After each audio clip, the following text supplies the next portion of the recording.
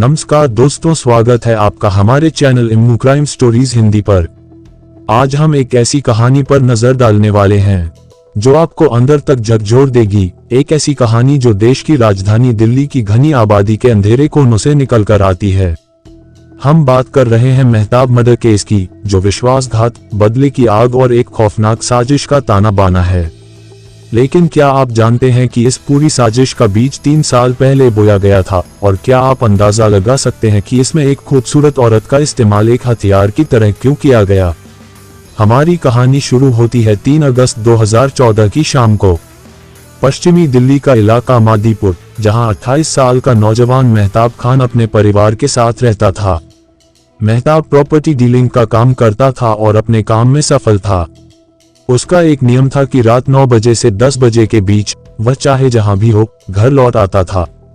लेकिन उस रात यानी 3 अगस्त की रात को घड़ी की सुइयां 12 बजे का आंकड़ा पार कर चुकी थी, पर मेहताब का कोई अता पता नहीं था। परिवार को चिंता हुई और मेहताब के भाई महराज खान ने उसे फोन किया, लेकिन फोन लगातार स्विच ऑफ आ रहा था। यह एक बहुत ही असामान्य और डराने वाली बात थी। महराज ने बिना एक पल गंवाए मेहताब के सभी दोस्तों, जान पहचान वालों और बिजनेस के साथियों को फोन करना शुरू कर दिया। उसने हर उस इंसान को फोन किया जिससे उसे जरा सी भी उम्मीद थी, लेकिन हर तरफ से एक ही जवाब मिला, नहीं, मेहताब हमारे साथ नहीं है। आधी रात बीत चुकी थी। एक जवान युवक जिसका कोई सुराग नहीं था। खान परिवार के लिए वह रात एक सदमे भरी रात बन गई। किसी की भी आंखों में नींद नहीं थी, बस एक ही डर था, कहीं मेहताब के साथ कोई अनहोनी तो नहीं हो गई। अगली सुबह 4 अगस्त को सूरज की पहली किरण के साथ भी जब मेहताब की कोई खबर नहीं आई, तो भाई महराज सीधा मादीपुर पुलिस चौकी पहुंचा और गुमशुदगी की रिपोर्ट दर्ज कराई। पुलिस ने जांच की जिम्मेदारी हेड कांस्टेबल सतीश कुमार को सौंप दी। उन्होंने मेहताब के हुलिये की जानकारी दिल्ली के सभी थानों में भेजी, अस्पतालों में भी पता किया, लेकिन हर तरफ से जवाब नहीं में मिला। पुलिस ने परिवार वालों से पूछताछ की कि क्या कोई रंजिश या दुश्मनी थी, लेकिन परिवार ने साफ कहा कि मेहताब सीधा साधा आदमी था और उसकी किसी से कोई रंजिश नहीं थी। दिन बीतते गए, फिर 1 महीना गुजर गया। पुलिस कोशिश तो कर रही थी, लेकिन मेहताब हवा में गायब हो गया था। अब परिवार का सब्र जवाब देने लगा था। उन्हें लगा कि पुलिस इस मामले को गंभीरता से नहीं ले रही है। थक हार कर उन्होंने पंजाबी बाग इलाके के एसीपी हरिचरण वर्मा से मुलाकात की। एसीपी वर्मा ने मामले की गंभीरता को समझा और तुरंत अपहरण का केस दर्ज करने का आदेश दिया। सितंबर 2014 यानी मेहताब के गायब होने के 40 दिन बाद पंजाबी बाग थाने में आईपीसी की धारा 365 के तहत अपहरण का मुकदमा दर्ज किया गया और जांच की जिम्मेदारी एसआई अनूप कुमार को सौंप दी गई। जैसे ही अपहरण का मुकदमा दर्ज हुआ, पुलिस की जांच की रफ्तार तेज हो गई।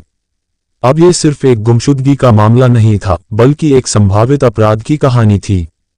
एसआई अनूप कुमार ने सबसे पहले मेहताब के मोबाइल फोन की कॉल डिटेल्स निकलवाने का आदेश दिया। पुलिस को उम्मीद थी कि शायद कॉल रिकॉर्ड से उन्हें कोई ऐसा सुराग मिल जाए जो इस पूरी गुत्थी को सुलझाने में मदद कर सके। लेकिन पुलिस को यह अंदाजा नहीं था कि जिस एक नंबर को वो ट्रैक करने जा रहे हैं, वो उन्हें सिर्फ कातिल तक नहीं, बल्कि कत्ल के उस शातिर इरादे तक ले जाएगा जो 3 साल से एक भाई के दिल में सुलग रहा था। एसआई अनूप कुमार और उनकी टीम ने मेहताब के मोबाइल फोन की कॉल डिटेल्स को खंगालना शुरू किया। जांच के दौरान पुलिस को एक खास मोबाइल नंबर मिला जो आइडिया कंपनी का एक नंबर था। इस नंबर पर मेहताब की बाकी सभी नंबरों से कहीं ज्यादा बात होती थी और 3 अगस्त को आखिरी कॉल भी इसी नंबर से आई थी। ये साफ था कि यह नंबर वाला शख्स मेहताब के बहुत ज्यादा करीब था। पुलिस ने तुरंत उस संदिग्ध नंबर पर फोन किया, लेकिन वह नंबर स्विच ऑफ आ रहा था। जब पुलिस ने उस नंबर की जानकारी मोबाइल कंपनी से निकाली, तो मामला और भी ज्यादा उलझ गया। पता चला कि वह सिम कार्ड तौहीर नाम के एक व्यक्ति की फर्जी आईडी पर लिया गया था और पता भी फर्जी निकला। यानी कातिल बहुत शातिर था, लेकिन कातिल ये भूल गया था कि हर मोबाइल फोन का एक ऐसा यूनिक नंबर होता है जिसे बदला नहीं जा सकता, IMEI नंबर। अब पुलिस की टेक्निकल टीम ने उस फर्जी सिम वाले फोन के IMEI नंबर को ट्रैक करना शुरू किया। कई दिनों की टेक्निकल जांच के बाद आखिरकार पुलिस के हाथ एक सुराग लगा। पता चला कि उस फोन में फर्जी सिम से पहले जो सिम कार्ड चल रहा था, वह दिल्ली के वजीराबाद गांव के रहने वाले आसिफ खान के नाम पर रजिस्टर था। पुलिस के सामने अब एक नाम था, एक पता था और एक उम्मीद थी। लेकिन वजीराबाद में आसिफ खान के घर पर दबिश देने से पहले इंस्पेक्टर राजीव विमल ने एक बार फिर मेहताब के भाई मेहराज से बात करना जरूरी समझा। उन्होंने मेहराज से पूछा, क्या तुम वजीराबाद में रहने वाले किसी आसिफ खान को जानते हो? आसिफ का नाम सुनते ही मेहराज चौंक गया। उसने हैरान होकर कहा, साहब, आसिफ तो हमारा चचेरा भाई है।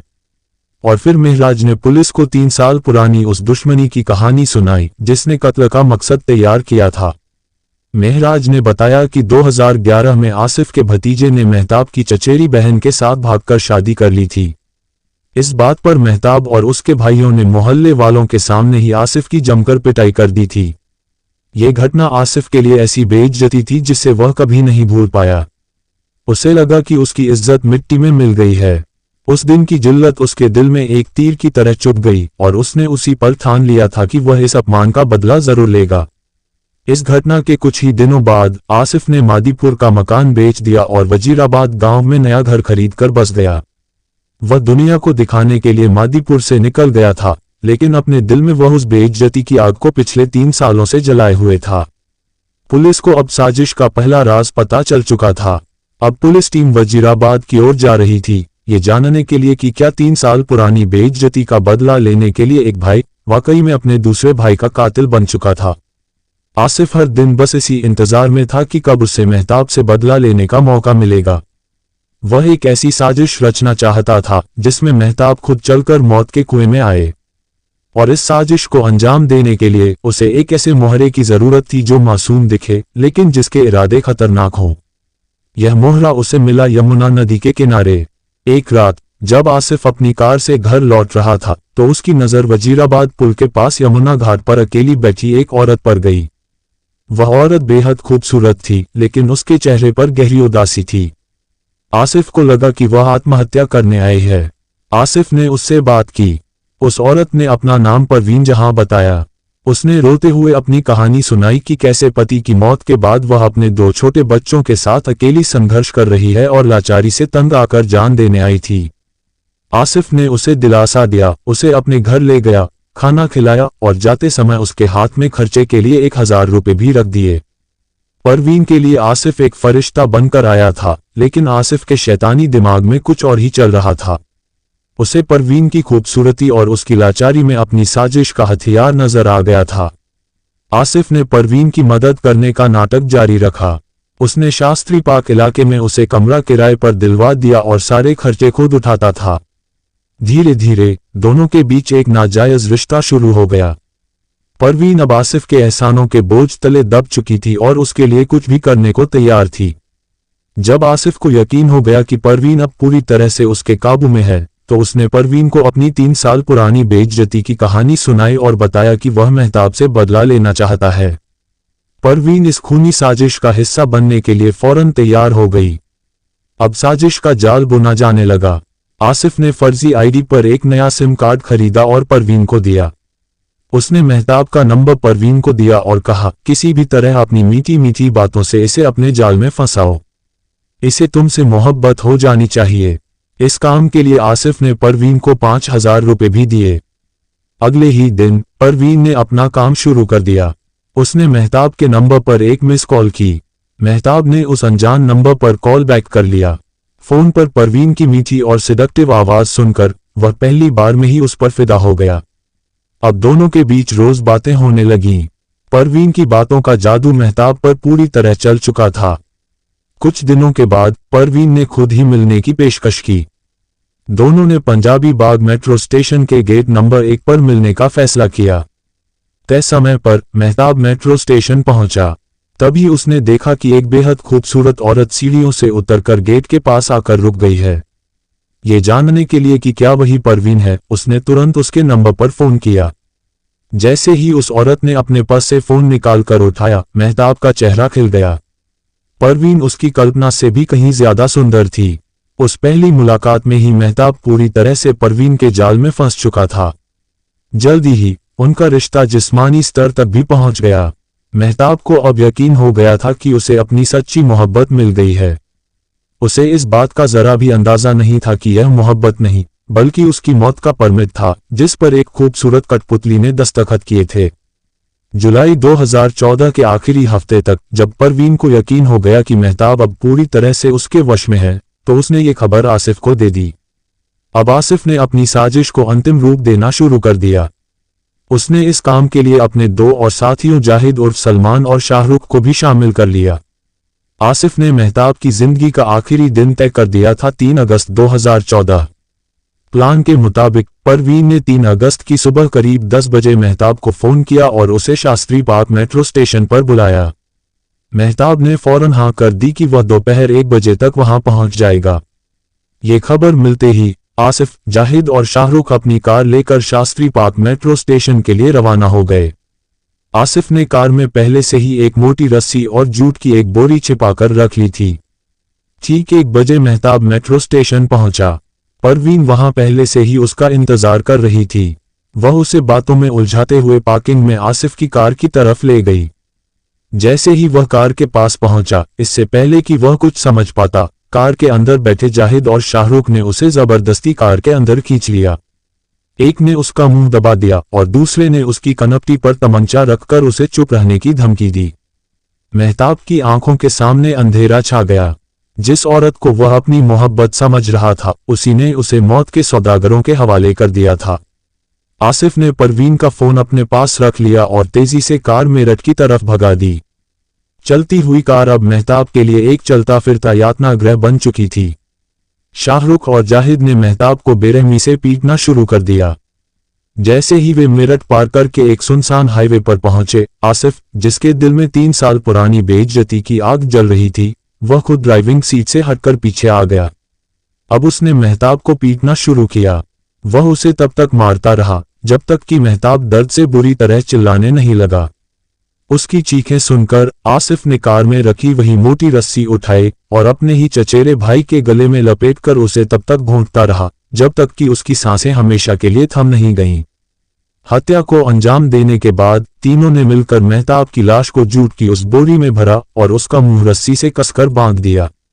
इसके बाद वे खतौली के पास गंग नहर के किनारे पहुंचे। वहां उन्होंने लाश से भरी उस बोरी को नहर के गहरे पानी में फेंक दिया और मेहताब और परवीन दोनों के मोबाइल फोन भी नहर में फेंक दिए ताकि कोई भी सुराग बाकी न रहे। सब कुछ ठिकाने लगाने के बाद तीनों आराम से वापस दिल्ली लौट आए, जैसे कुछ हुआ ही ना हो। आसिफ को लग रहा था कि उसने आखिरकार अपनी बेइज्जती का बदला ले लिया है, लेकिन वह ये भूल गया था कि कानून के हाथ बहुत लंबे होते हैं और वह एक छोटे से तकनीकी सुराग यानी IMEI नंबर को मिटाना भूल गया था। पुलिस, जिसने IMEI नंबर के जरिए आसिफ तक का रास्ता ढूंढ निकाला था, उसने 13 सितंबर को उसे गिरफ्तार कर लिया। आसिफ के कबूलनामे के आधार पर पुलिस ने उसी दिन साजिश में शामिल बाकी तीनों आरोपी, उसके दोस्त जाहिद और शाहरुख और परवीन जहां को भी गिरफ्तार कर लिया। पुलिस की टीमें चारों आरोपियों को लेकर खतौली की उस गंग नहर पर भी गईं और गोताखोरों की मदद से कई दिनों तक मेहताब की लाश को ढूंढने की कोशिश की। ये कहानी हमें ये सोचने पर मजबूर करती है कि कैसे बदले की भावना एक इंसान को अंधा बना देती है। 3 साल पहले हुई एक मारपीट और बेइज्जती का बदला लेने के लिए आसिफ ने न सिर्फ अपने भाई की जान ले ली, बल्कि अपने साथ साथ 3 और लोगों की जिंदगी भी बर्बाद कर दी। और यह कहानी हर उस इंसान के लिए भी एक चेतावनी है जो अनजान लोगों से फोन पर या ऑनलाइन बने रिश्तों में आंख बंद करके भरोसा कर लेता है। मेहताब को यह समझ ही नहीं आया कि जिस औरत की मीठी बातों को वह प्यार समझ बैठा था, वह असल में किसी और के इशारों पर नाचने वाली एक कठपुतली थी, जिसे सिर्फ उसे मौत के जाल तक लाने के लिए इस्तेमाल किया जा रहा था। अपराधी आज तकनीक का इस्तेमाल करके नए नए जाल बुनते हैं, इसीलिए किसी भी अनजान रिश्ते पर भरोसा करने से पहले हजारों बार सोचना जरूरी है। तो दोस्तों, ये था मेहताब खान केस। आपकी इस केस पर क्या राय है, हमें कमेंट बॉक्स में जरूर दें और वीडियो को लाइक करके ज्यादा से ज्यादा शेयर करें, क्योंकि देश में हो रही ऐसी घटनाओं से और भी लोग सतर्क और जागरूक हो सके। अगर अभी तक आपने हमारे channel emu crime stories Hindi को सब्सक्राइब नहीं किया है तो सब्सक्राइब जरूर कर ले, क्योंकि क्राइम से रिलेटेड ऐसी घटनाएं हम इस चैनल पर हमेशा लाते रहते हैं। धन्यवाद।